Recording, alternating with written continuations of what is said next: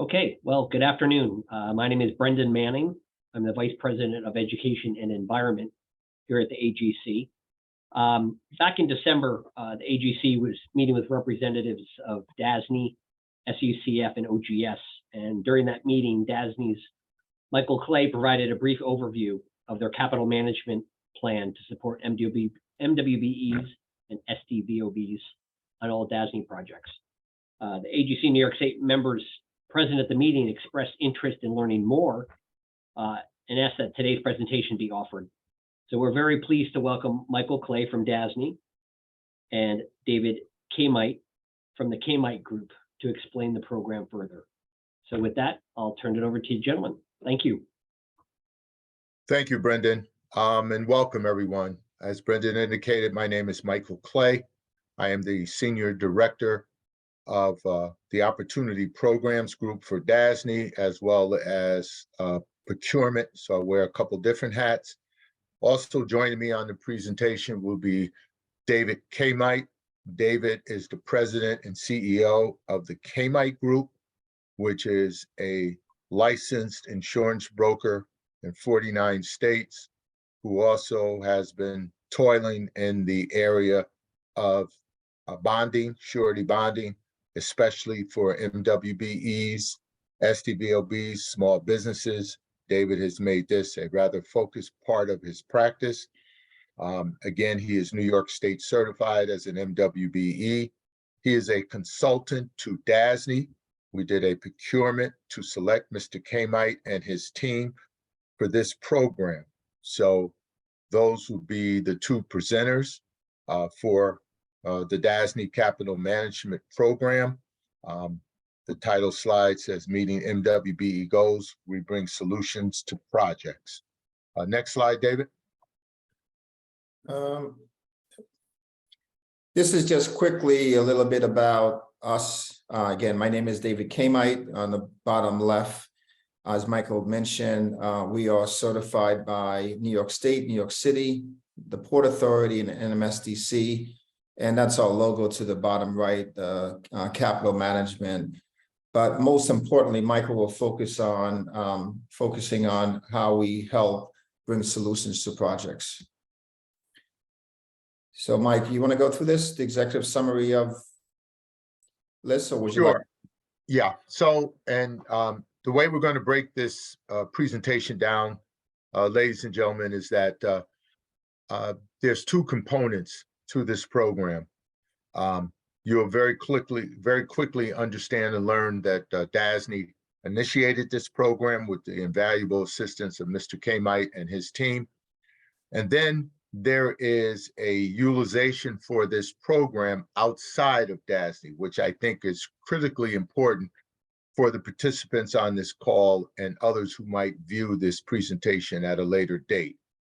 So we're going to start off with, again, working on DASNY projects and how this program works. So again, contractors, CMs, DASNY is a public authority. You're required to meet MWBE and SDVOB goals on projects $100,000 or more. We understand that the lack of qualified non-union MWBE firms relative to project size is an issue statewide. DASNY does work over the entire state of New York. So we're not just upstate or we're not just downstate. We have the full breadth of the state, from Buffalo to Staten Island or Long Island, tips of Long Island. So the goal is to introduce a proven method for DASNY to meet the required MWBE goals and to avoid penalties or fines. Well, that's it is the role for our bidders, our prime bidders, our CM firms, to help them be able to achieve goals. DASNY's not interested in worrying about assessing penalties or fines. What we're interested in is for you as a prime contractor or prime CM to meet your MWBE goals, because that is the intent of the program. We assist MWBE firms in qualifying for bonded projects that are ordinarily out of reach. between 750 and 3 million. It could be a little less, it could be a little bit more, but those are just a range. Next slide, Dave. I'll leave the questions for later. Yeah, the questions, I think Brendan just sent around a note through the chat that if you have questions, please reserve them to the end. You can type them in the chat, and then David and myself will endeavor to answer those questions. Mike, let's introduce LISC. Oh, yes, I'm sorry. I did not mention, and they're on the bottom, LISC. So what DASNY was able to do was to invite LISC, Local Initiative Support Corporation. There's a New York City office. They have offices in 35 states across the municipalities, communities across the country. They do economic development in housing and in other areas. And one of the areas that they had not been doing much in was in construction in the MWBE Service Disabled Veteran-Owned Business area. So LISC agreed to work with us and to provide funding for capital access for participants in the capital management program that would be working on a DASNY project. So it's a unique approach that the capital management program kind of uses, and it's a proven three-part strategy: educate, fund, and bond diverse subs to meet MWBE STVOB goals. It's a proven concept that has provided MWBE firms to qualify for projects otherwise not attainable.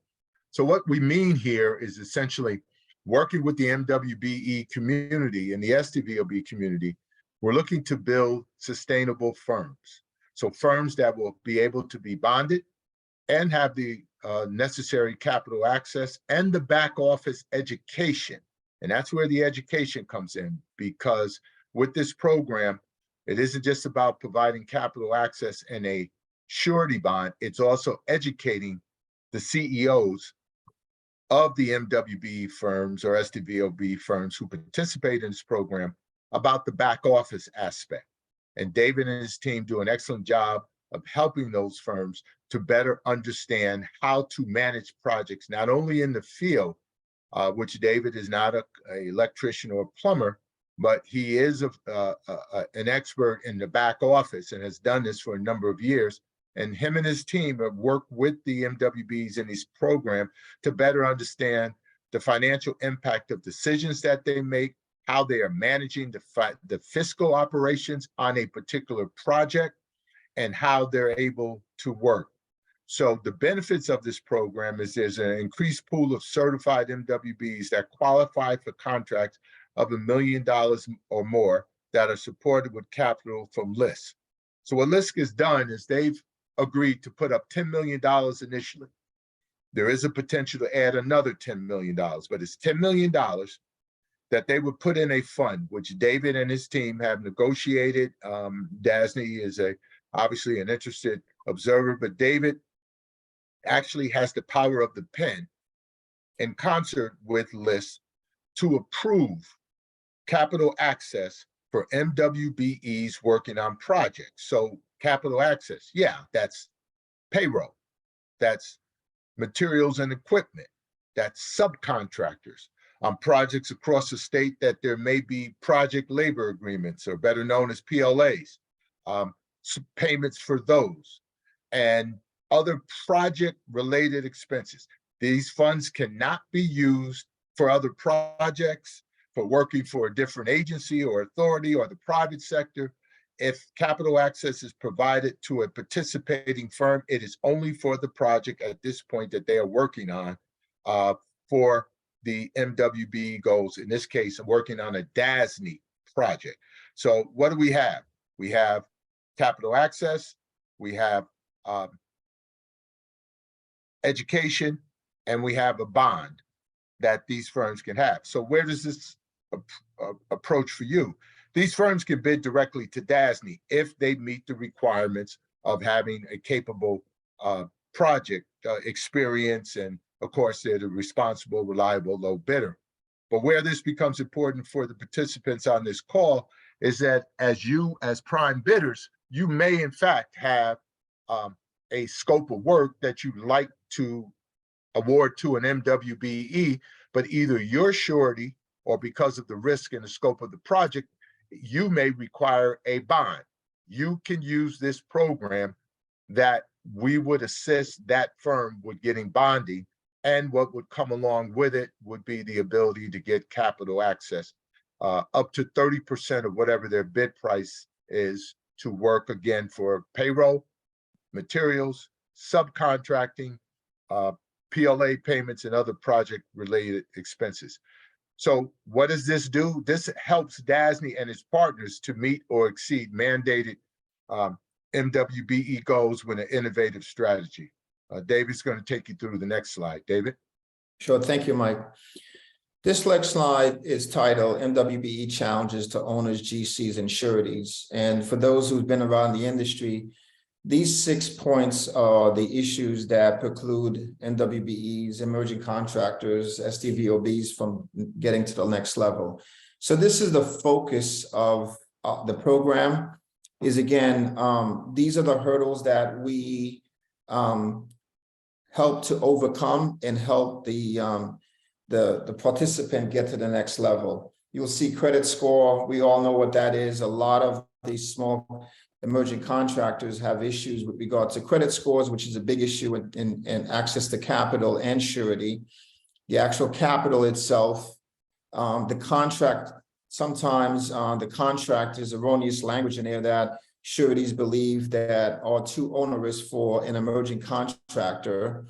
The financials to the bottom left, again, we talked about that in terms of not having the proper set of financials to present, and therefore you're not able to even qualify. So we help in that area as well. The contract size, we're always making sure that you're not biting much more than you can, just to protect the GC and the surety as well. And then certainly the sureties feel a lot more comfortable when we get involved because it doesn't really jeopardize. It helps them, our program helps to reduce their risk. So this is a good picture of the issues, most of the challenges that small SDVOBs and MWBEs face, and that's what we focus on. If I'll go to the next slide, when we look at how this works, Mike talked about the mobilization of funding. So let me just bring this up to show you how quickly it works. Here's the MWBE that's needing mobilization, that's needing working capital through the entire process. So the MWBE SDVOB applies through the DASNY portal. We have a dedicated portal at DASNY, and it comes directly to us. We again get the funds from LISC, as Michael mentioned, and then most importantly, if you could see on the right-hand side, then the monies then go into a controlled bank account. As Michael mentioned, underneath that controlled bank account, we then take care of their payroll. We pay the vendors, the suppliers, the subcontractors, pretty much mitigating and reducing and eliminating most of the payment bond exposure, if not all of it. And we're also helping with back office issues at the same time. We produce a WIP schedule weekly. We help produce a profit and loss on the project. So we're helping the contractor understand where he or she is every week, just to make sure they're on target as well. So it's a full-blown holistic program in helping the contractor get qualified and also support them throughout the entire process. I'll go over to the next slide. And again, this is, again, another view of it, of how things happen. You'll see that the funds, we pretty much like to support an account for about 90 days, right? So the line of credit that we get on behalf of the firm, it's for 90 days of cash flow. So no one is stressed about, am I going to make payroll? Do I have enough money for the next month, etc. There's a lot of analysis that goes behind this. We're financial people. So at the end of the day, we want to make sure that there's enough money in the account regardless of the payment terms of the contract. So there's no stress there.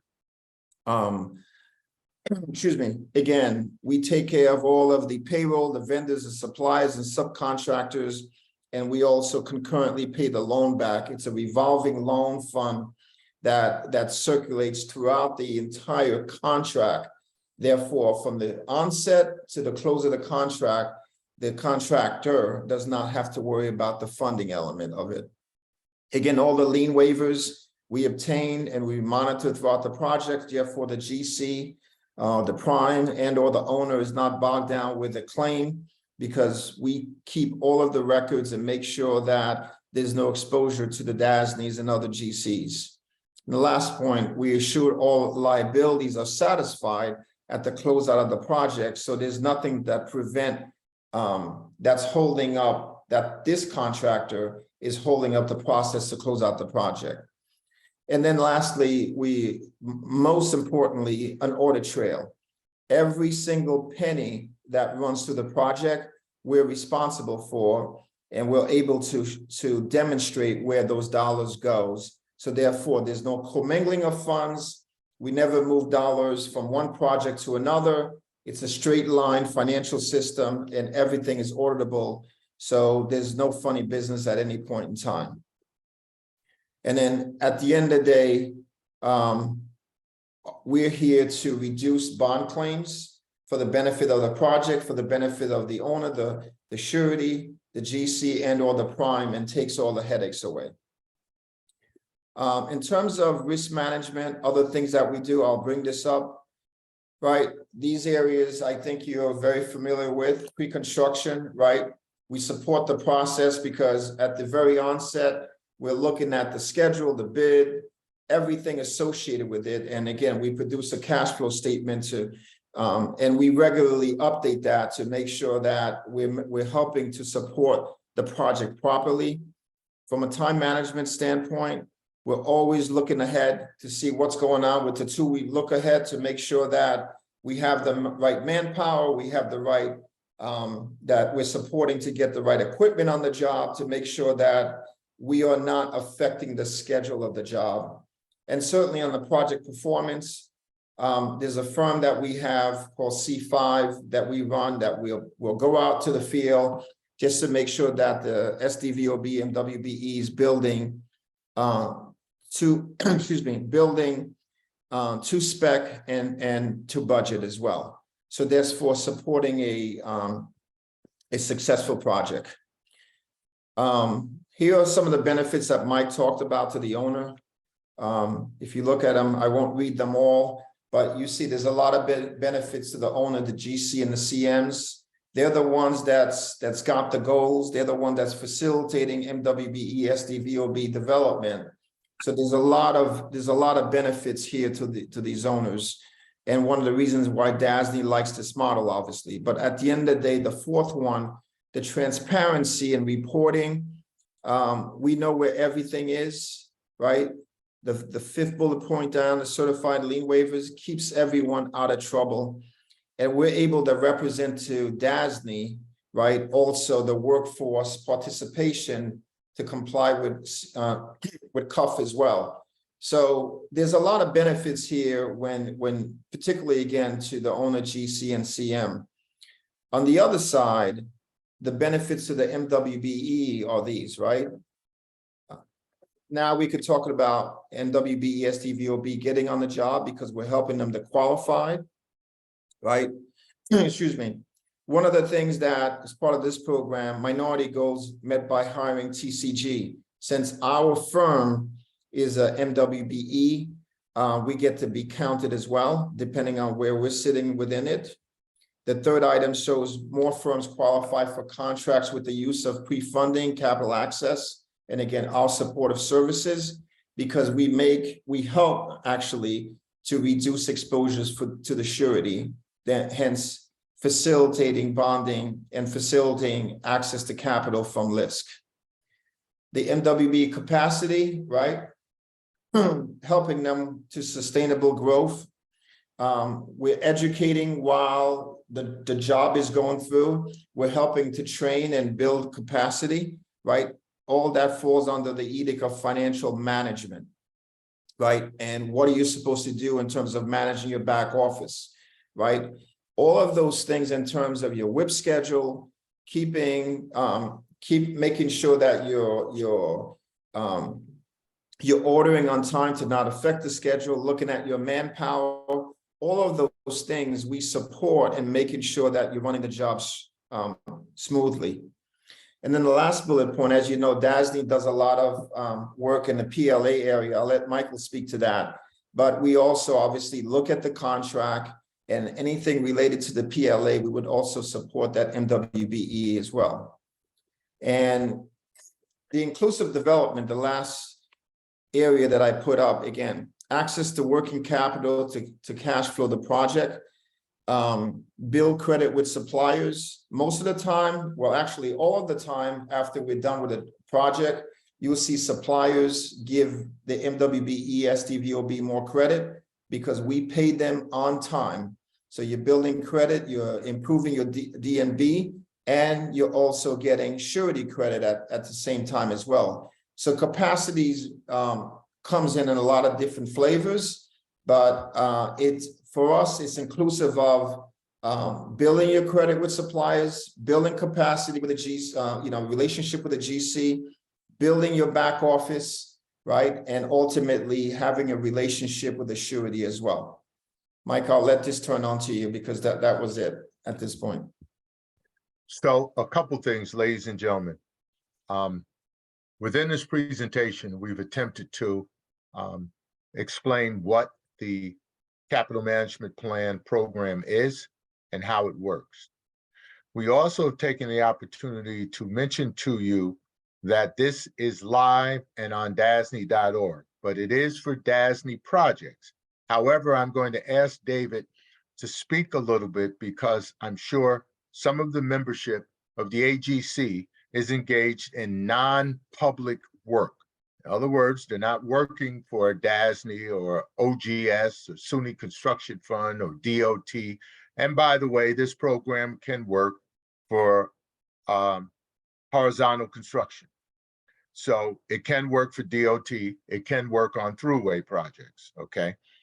But at the end of the day, whether it's a PLA project or non-PLA project, capacity today is a big issue in the industry, and not just for MWBEs or SDVOBs. This is for all the contractors that are working.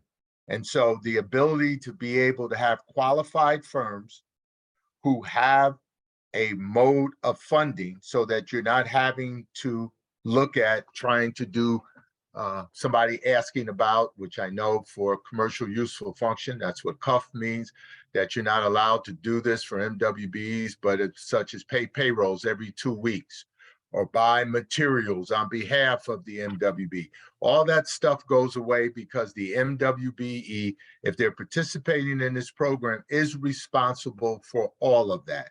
And this program helps them to be responsible. And what David and his team does is to ensure that materials and equipment are purchased and ordered in a timely fashion. Subcontractors are engaged, whether it's, big items or small items, and then that lien waivers and releases are made available so that you don't have to worry about paying a contractor and then finding out that a supplier or a sub is coming back to say that I haven't been paid all of my funds. And now it's on you as the prime or the GC/CM. But David, I wonder if you could take a couple minutes just to kind of talk about how the capital management plan works when it's a non-DASNY project, because again, I think that's important. Sure, thanks, Mike. So the mechanics of what we went through are largely the same for a non-DASNY project. So there's essentially two roadmaps. The first roadmap is if LISC is funding the project, like we just talked about with DASNY, then that is one option. The other options that we've done and we currently do as well is there are times when the prime and or the GC actually would like to fund the project as well, for whatever reason. So we have that angle as well. And the only difference is that LISC is not involved. And what happens is you have the general contractor or the prime agree to pre-funding, and that's generally done either 30 to 60 days ahead. And what happens is we do the pencil rec after the fact, and we're always reconciling. So the contractor gets funded 30 to 60 days ahead. However, the most important thing is that it is not the SDVOB or the MWBE's money. The money is still sitting in a controlled account until work in place has been agreed to.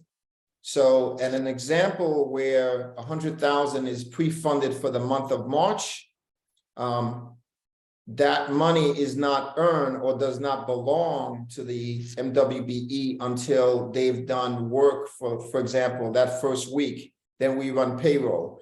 So let's say we run payroll for 25,000 for the first week, then we could draw down on the 100,000. We pay supplies, we draw down.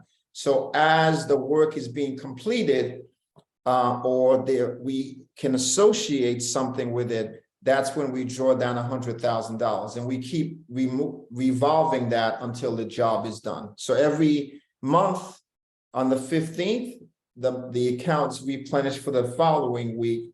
We are continuously looking at the cash flow that's needed, working with the prime or the GC on that pre-funded option. So again, two methods. One option is GC prime pre-funds. The other method is where we have LISC that also we underwrite and we bring a working capital pool of funds for the contractor. So either way, it works beautifully. Everything else, mechanically, we do the same thing after that.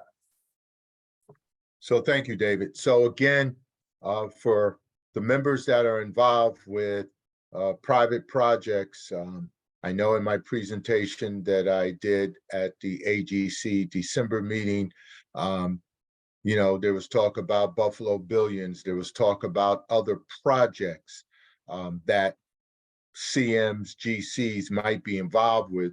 This is a manner, ladies and gentlemen, where you can achieve and even surpass your MWBE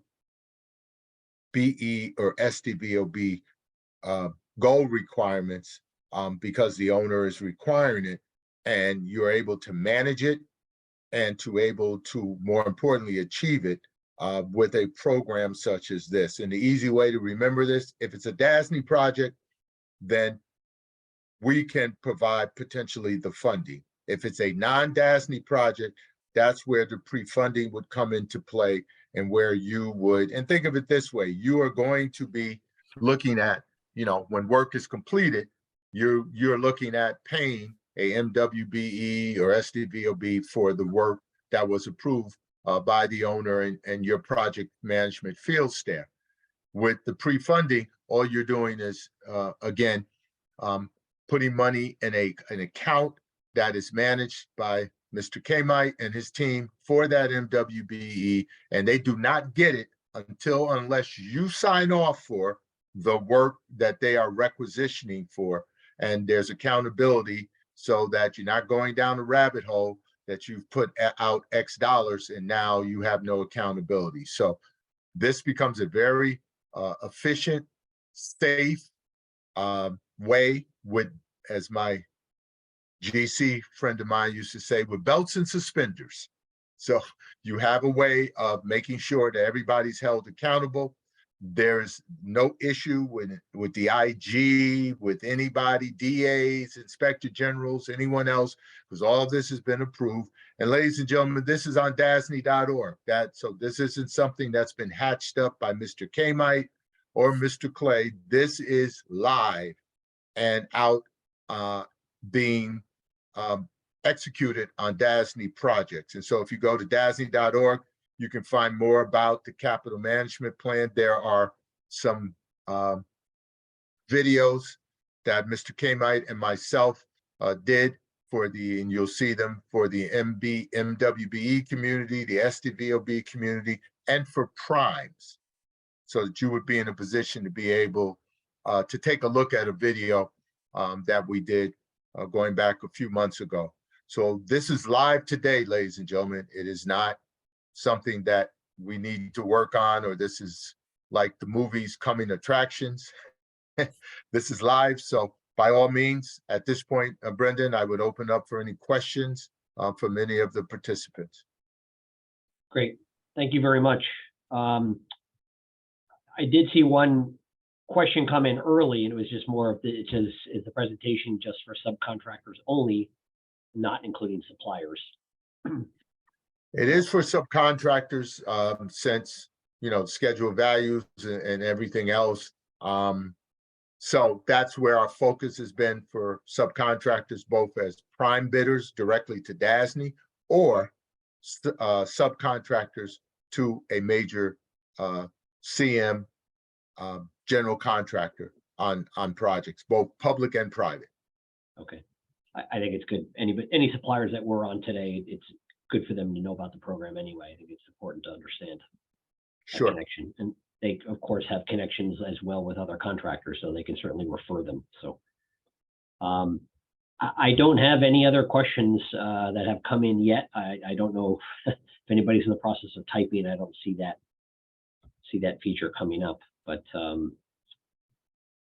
yeah, I don't see any other questions. Again, feel free to you can certainly reach out to our staff here. Joe Hogan works very closely, I know, with Michael, as well as other staff here, and you can reach out with any questions you might have. We are recording the session, so we'll make sure that we get it out to everybody that wants it and anybody who missed it. So again, Michael, David, thank you for your time today. I appreciate it. And everyone have a spectacular day. Thank you. Appreciate it. Thank you, Brendan. Appreciate thank the you. opportunity. Give my regards to Joe, please. I certainly will. Thank you. Okay, take care. Okay, bye-bye.